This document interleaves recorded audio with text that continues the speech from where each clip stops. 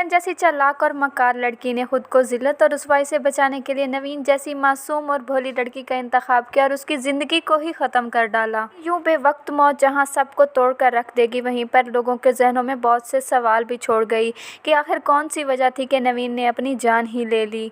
किरण अब खुद को बचाने के लिए हर मुमकिन कोशिश करेगी। नवीन के जाने के बाद किरण को ये डर होगा कि अगर उसकी असलियत खुल गई तो वो तो कहीं की भी नहीं रहेगी, लेकिन नवीन जैसी मासूम और भोली लड़की का कत्ल उसके चेहरे को हमेशा के लिए बेनकाब कर देगा। दूसरी तरफ ज़रबाब और ज़ुहैब के लिए जहां अपनी बहन का गम बर्दाश्त करना मुश्किल होगा, तो दूसरी तरफ उन्हें लोगों की बातें भी जीने नहीं देंगी।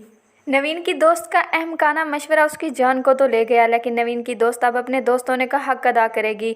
वो नवीन के घर वालों को बता देगी कि कामरान की वजह से ही नवीन ने खुदकुशी की है। इनके घर वाले जहां कामरान के बारे में सुनकर चौंक जाएंगे, तो वहां किरण को भी अपनी जान की पड़ जाएगी, क्योंकि कामरान सारा इल्जाम किरण पर ही डाल देगा। किरण अब कहीं की भी नहीं रहेगी। वो खुद भी दुबई चले गए हैं और ये घर बेच दिया है।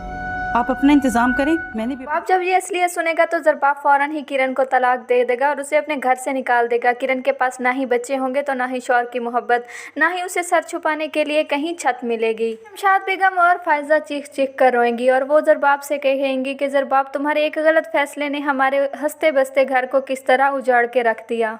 शमशाद बेगम किरण से कहेंगी कि क्या बिगाड़ा था मेरी मासूम बेटी ने तुम्हारा कि तुमने उसकी जान ही ले ली। मैं तुम्हारी मनहूस शक्ल देखना नहीं चाहती।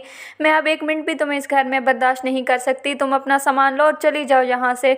मेरी नज़रों से दूर हो जाओ तुम। ज़रबाब के लिए ये दिन किसी क़यामत से कम नहीं होगा। एक तरफ अपनी बहन के जाने का दुख, तो दूसरी तरफ अपनी बीवी की बेवफाई का। ज़रबाब का ये फैसला उसकी ज़िंदगी का बहुत बड़ा सानिया बन जाएगा। कि हसद और लालच ने सबकी जिंदगियों को तो बर्बाद किया ही, सबको बेसुकून करने वाली किरण अब खुद भी खाली हाथ रह जाएगी। वो किरण जो कभी अपने नाक पर मक्खी भी नहीं बैठने देती थी, आज वही किरण दर बदर की ठोकरें खा रही होगी। रुसवाई और जिल्लत उसका मुकद्दर बन जाएगी। सबको बेसुकून करने वाली किरण अब खाली हाथ रह जाएगी। लालच और हसद में पली किरण को ना ही रिश्तों की पहचान होती है और ना ही ज़रबाब जैसे प्यार करने वाले शौहर की।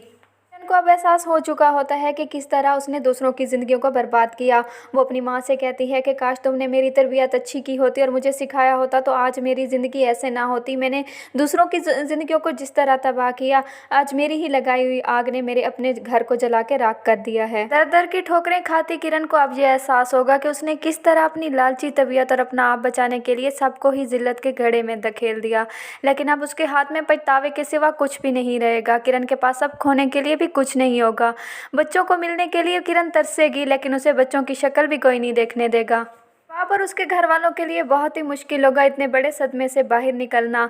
उन लोगों ने कभी सोचा भी नहीं था कि किरण इस तरह उनके घर की बुनियादों को हिला कर रख देगी। सबकी ज़िंदगियों को बर्बाद करने वाली किरण अब खुद भी अकेली तनहा रह गई। सबको तनहा करने वाली किरण आज खुद ही तनहा है। किरण को जब गुजरा हुआ वक्त याद आएगा तो वो उसे जीने नहीं देगा।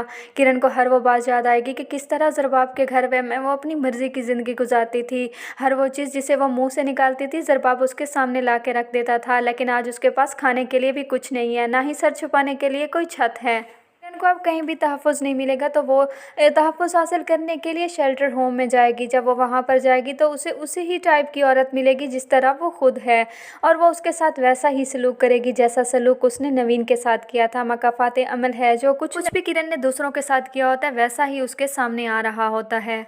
जहाँ किरण के लिए ये सब कुछ बर्दाश्त करना मुश्किल होगा, वहीं किरण अपना ज़हनी तवाज़ुन भी खो देगी। इस तरह सड़कों पर मारी मारी फिरती किरण जब ज़ुहैब की गाड़ी के आगे गिरेगी और ज़ुहैब उसे देखेगा तो ज़ुहैब हैरान रह जाएगा कि वो चालाकियों और मकारियों वाली किरण जिसने सबकी ज़िंदगियों को तबाह बर्बाद कर दिया, आज खुद ही इस हाल में है। उजाला की प्रिंसिपल को उजाला बहुत ज़्यादा पसंद होती है, तो वो चाहती है कि उजाला की शादी उसके बेटे के साथ हो जाए।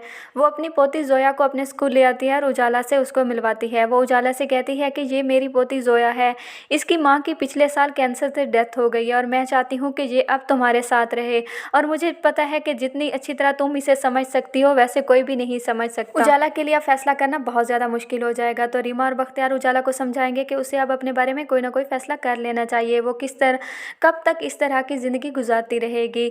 दूसरी तरफ दिखाया जाएगा कि उजाला और ज़ुहैब के दरमियान जो भी फासले किरण ने पैदा किए थे, किस्मत एक बार फिर से उनको समेट रही है। नवाल की डेथ के बाद ज़ुहैब जब बहुत ज़्यादा अकेला हो जाएगा तो ज़ुहैब के घर वाले ज़ुहैब को ये समझाएंगे कि उसे अब उजाला से शादी कर लेनी चाहिए, क्योंकि उन्हें सबको एहसास हो चुका होता है कि जिस तरह उन्होंने उजाला का दिल दुखाया था, एक मासूम का दिल दुखाया, उस उजाला की ही आह इन लोगों को लग गई।